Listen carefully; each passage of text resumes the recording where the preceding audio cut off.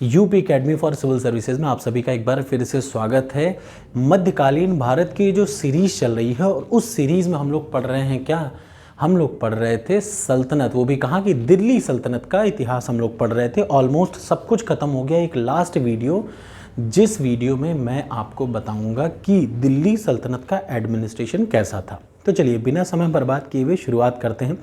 कल आप में से एक ने रिक्वेस्ट की थी सर थोड़ा सा धीरे पढ़ाया करिए, तो मैं आज कोशिश कर रहा हूँ कि नॉर्मल फ्लो धीरे धीरे पढ़ाऊँ। तो चलिए शुरू करते हैं। देखिए इस वीडियो की खास बात ये है, एक क्वेश्चन आम तौर पे इस वीडियो से ही आपको मिल जाएगा, क्योंकि ये पिछले 5 से 7 साल के पेपरों में मैंने देखा। वो आप ध्यान करेंगे कि दिल्ली सल्तनत से या तो वो जो गिने चुने राजा के बारे में आता है, जो मैंने सुल्तानों के बारे में आपको बताया, या तो वो आएगा।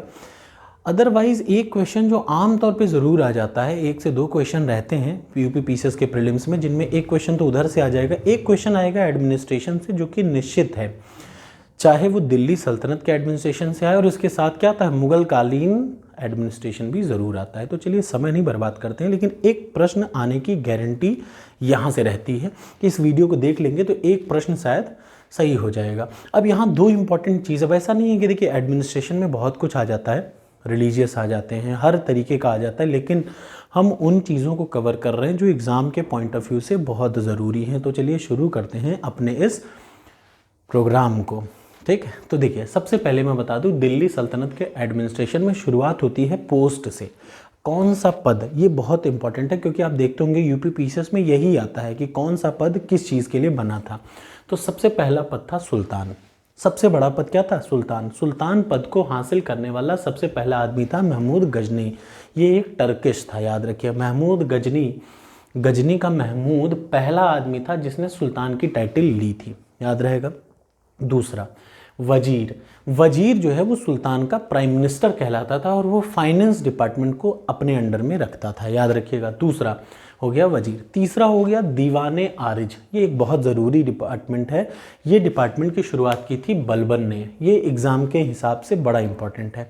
बलबन ने इस डिपार्टमेंट की ईजाद की थी। आई होप कि धीमे पढ़ा रहा हूँ, प्लीज़ आप लोग अपना सजेशन ज़रूर दिया करिए। देखिए ऐसा नहीं है कि मैं कोई भगवान हूँ, गलतियाँ मुझसे भी होती हैं, आप मुझे बताएंगे, मैं उसमें एडिट करूँगा और आपको और अच्छा पढ़ाने की कोशिश करूँगा, ठीक है। इसलिए मैं आपसे बार बार कमेंट मांगता हूँ। जैसे आप में से एक ने कमेंट किया कि सर थोड़ा सा धीरे से पढ़ाइए। अब मेरा हिसाब ये रहता है कि कम समय में तेज़ी से पढ़ा के ख़त्म कर दूं, ताकि आपका भी समय बचे, मेरा भी, लेकिन फिर भी मैं आपकी इस बात को कंसीडर करके आज धीरे पढ़ा रहा हूँ। चलिए, आपका नाम मैं भूल रहा हूँ, लेकिन फिर भी मैं आपके हिसाब से ही पढ़ा रहा हूँ। दीवाने आरिज। दीवाने आरिज डिपार्टमेंट को ईजाद किया था किसने, बलबन ने। ये मिलिट्री डिपार्टमेंट था, याद रहेगा ना। इन डिपार्टमेंट से एक पक्का आ जाता है, याद रखिएगा, और आप इसको 10 बार रट डालिएगा, ठीक है। उसके बाद दीवाने रिसालत, याद रखिए, दीवाने रिसालत। रिसालत का मतलब रिलीजियस, रिसालत रिलीजियस, डिपार्टमेंट ऑफ रिलीजन। रिसालत मतलब रिलीजन, याद रखिएगा। डिपार्टमेंट ऑफ रिलीजन का मतलब क्या हो गया, दीवाने रिसालत, ठीक। दीवाने आरिज किस चीज़ का, मिलिट्री डिपार्टमेंट। दीवाने रिसालत हो गया रिलीजियस डिपार्टमेंट। आमीर मजलिस, ये एक ज़रूरी था। आमीर मजलिस क्या होता है, जितने भी फेस्टिवल्स थे, राज्य के अधीन में जितने भी फेस्टिवल होते थे उनकी देख रेख के लिए ये बनाया गया क्या, आमीर मजलिस। दीवाने इंशा क्या था, याद रखिए, ये एक इम्पॉर्टेंट डिपार्टमेंट है। एक लाइन में समझिए, दीवाने इंशा का मतलब गवर्नमेंट करेस्पॉन्डेंस। गवर्नमेंट की तरफ से गवर्नमेंट के ऑफिसर्स की देखभाल के लिए दीवाने इंशा बनाया गया था, to look after local correspondence of government officers. Government के करेस्पॉन्डेंस को, मतलब गवर्नमेंट के कामकाज को सही तरीके से चालू रखने के लिए बनाया गया था दीवाने इंशा। ये बार बार क्वेश्चन में आता है, याद रखिए। इसमें से सारे बहुत इंपॉर्टेंट है। सद्र उस सदर कहता है minister of Islamic law. Islamic law के लिए एक नया मिनिस्टर बनाया गया, क्या, सद्र उर सदर, ठीक है। उसके बाद आ जाइए अगला, ये है काजी उल कज़र। काजी उल कज़र कौन था, मिनिस्टर ऑफ जस्टिस था। ये इंपॉर्टेंट है, किसका, ये किस डिपार्टमेंट का है, ये है दिल्ली सल्तनत का। तो फिर से देख लीजिए, दीवाने आरिज मिलिट्री डिपार्टमेंट, रिसालत है ये, दीवाने आरिज मिलिट्री, दीवाने रिसालत रिलीजियस, अमीर मजलिस फेस्टिवल को देखने के लिए, इंशा गवर्नमेंट डिपार्टमेंट की देखभाल के लिए, सद्र उस सदर मिनिस्टर ऑफ इस्लामिक लॉ, काजी ए कज़र ये क्या है, मिनिस्टर ऑफ जस्टिस। अब इसके बाद जो सबसे इंपॉर्टेंट है, नीचे का बाद में पढ़ेंगे, दीवाने मुस्तक राज। कुछ नए डिपार्टमेंट बनाए थे, जिनमें सबसे पहला डिपार्टमेंट बनाया था कौन सा, दीवाने आरिज मिलिट्री डिपार्टमेंट, जिसको बलबन ने शुरू किया था। एग्जाम में बार बार ये प्रश्न आता है कि दीवाने आरिज ये पोस्ट किसने इजाद की, तो बलबन ने इजाद की। किस चीज़ के लिए थी, तो मिलिट्री डिपार्टमेंट के लिए थी। अगर यही देखिए यूपीएससी में क्वेश्चन आए, ये दोनों के लिए बहुत इंपॉर्टेंट है। अगर यूपीएससी क्वेश्चन पूछे तो वो कैसा पूछेगा, ये याद रखिएगा। यूपीएससी पूछेगा दीवाने आरिज की स्थापना, दीवाने आरिज एक नए पद की जो सृजन था वो किसने किया, बलबन ने किया, ऑप्शन 1। दूसरा, यह मिलिट्री डिपार्टमेंट से संबंधित था, दूसरा ऑप्शन। तीसरा, बलबन एक तुर्किश आदमी था। अब इसमें से पूछ लेगा केवल एक सही, एक दो सही, एक दो तीन सही, या पहला तीसरा सही। अब आपको इस टाइप का क्वेश्चन जब पूछे तो वो कौन पूछेगा, यूपीएससी पूछता है।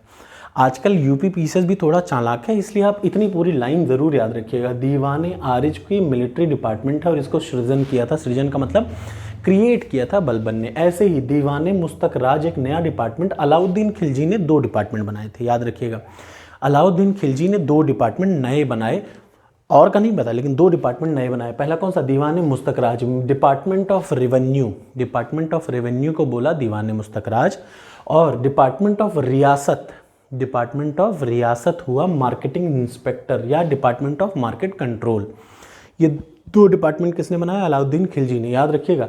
एक है रियासत, रियासत का मतलब मार्केटिंग इंस्पेक्टर। एक है रिसालत, रिसालत का मतलब रिलीजियस, रिसाल मतलब रिलीजियस, रिलीजियस है रिसालत। रियासत का मतलब डिपार्टमेंट ऑफ मार्केट कंट्रोल। ये 2 डिपार्टमेंट किसने बनाया, खिलजी ने। अलग से याद रखिएगा, क्या, रियासत के मुस्तक राज को खिलजी ने बनवाया, रियासत के मुस्तक राज को खिलजी ने बनवाया। अगला, दीवाने अमीर कोही, ये एग्रीकल्चर डिपार्टमेंट था, ये किसने बनवाया था, मोहम्मद बिन तुगलक ने बनवाया था। ये कम से कम 4-5 बार पूछ चुका है। मैंने कहा ना, सबसे लर्नेड आदमी भी मोहम्मद बिन तुगलक था, पढ़ाते समय मैंने बताया था। अब अगला जो है दीवाने खैरात, ये किसने बनाया, 2 डिपार्टमेंट याद रखिएगा, वो बनवाया था फिरोज शाह तुगलक ने। एक तो दीवाने खैरात, डिपार्टमेंट ऑफ चैरिटी, दूसरा दीवाने बंदगाम, बंदगाम का मतलब गुलाम इसको बहुत पसंद थे, किसको, फिरोज शाह तुगलक को गुलाम बहुत पसंद थे। 8000 लगभग गुलाम थे, ये भी एक एग्जाम में आ चुका है।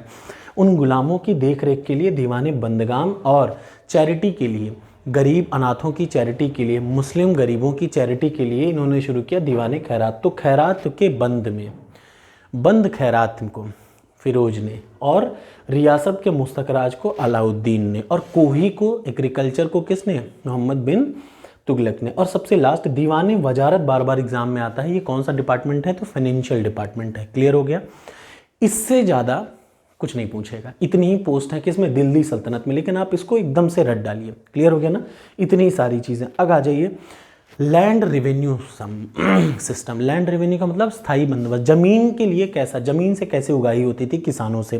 तो 3 टाइप की ज़मीनें थी, सबसे ज़रूरी 3 टाइप की ज़मीनें थी। पहली ज़मीन को बोलते थे इक्ता ज़मीन, क्या, इक्ता लैंड। इक्ता लैंड ऑफिशियल्स को अलॉट होती थी। ऑफिशियल का मतलब जो राजा की सेवा में सिपाही हैं, अब उनको पैसा ना दे के उनको क्या दे दिया जाता था, ज़मीन दे दी जाती थी।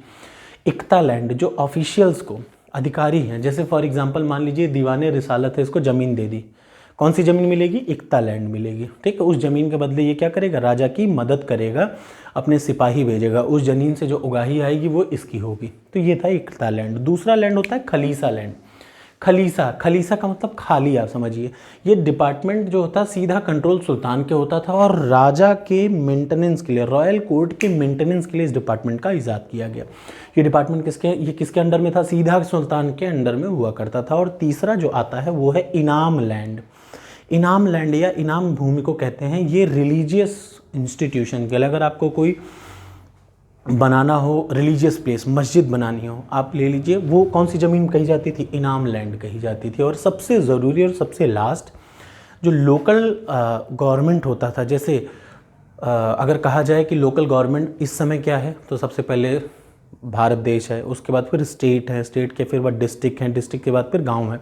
तो वहाँ क्या सिस्टम होता था, सबसे ऊपर था राज्य, जिसको इक्ता बोलते थे, जिसका हेड होता था मुफ्ती। क्या होता था, इक्ता या मुफ्ती।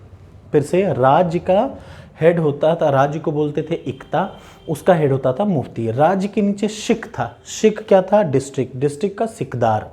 तीसरा परगना, आमिर, आमिल, परगना का हेड क्या होता था? आमिल। परगना का मतलब जैसे होता है ना टाउन एरिया, जैसे इलाहाबाद शहर है लेकिन हंडिया क्या है? टाउन एरिया है। अगला आ जाइए। ठीक भाई, बड़े बड़े शहर, शहर को छोड़ दीजिए, शहर के अलावा जो near about country side place होते हैं उनको बोलते हैं टाउन एरिया। और सबसे नीचे था विलेज। विलेज का राजा होता था मुस्तक राज या चौधरी। तो सबसे ऊपर प्रोविंस, डिस्ट्रिक्ट, सब डिस्ट्रिक्ट और विलेज। इकता, सिख, परगना और विलेज। कहाँ से कहाँ? मुफ्ती, सिकदार, आमिल और मुकद्दम। मुकद्दम के कई कई जगह मुकद्दम, कई कई जगह चौधरी। तो ये था पूरा एडमिनिस्ट्रेशन किसका? दिल्ली सल्तनत का। आपको इससे एक क्वेश्चन मिल जाएगा। अब जो सबसे ज़रूरी क्वेश्चन है जिसका जवाब आपको कमेंट बॉक्स में देना है। आप सभी ने नाम सुना है अमीर खुसरो का। अमीर खुसरो का नाम सुना है? अमीर खुसरो किसके शासनकाल में था? मुझे बताइएगा ध्यान से। अमीर खुसरो किसके राज्य के में आया था? किसके शासनकाल में आया था? मैं आपको हिंट दे देता हूँ। यहाँ पे एक बलबन भाई हैं, लेकिन बलबन के शासनकाल में नहीं आया था। याद रखिएगा, बलबन जो है, कहीं दिख रहा है ना ये बलबन। अमीर कौन सा? अमीर खुसरो का बलबन से क्या रिश्ता है? बस आप इतना कमेंट बॉक्स में करिएगा। बलबन का एक बेटा था जिसके कोर्ट में आया था अमीर खुसरो। ये तक मैंने बता दिया। कमेंट बॉक्स में मुझे रिप्लाई करिए और कैसा लगा वीडियो ये ज़रूर बताइएगा। Thank you so much. एक प्रश्न यहाँ से आना तय।